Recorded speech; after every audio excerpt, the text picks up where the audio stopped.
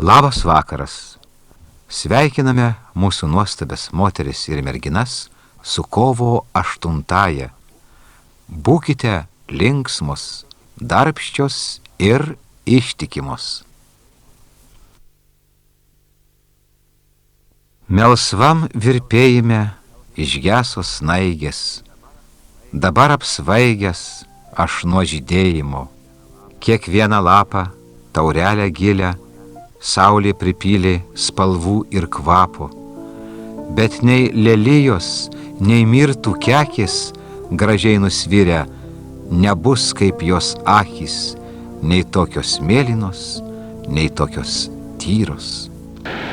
Ant smėlio tavo vardą užrašysiu, jis su pirma banga išnyks, o aš tau nieko nesakysiu.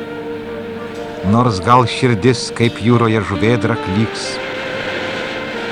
paskui žuvėdra per bangas nuskris, tik jūra oš ir nerimaus širdis ir nieko tau nepasakysiu, nes žodžiai jūros ošime išnyks, o man tik ilgesys paliks.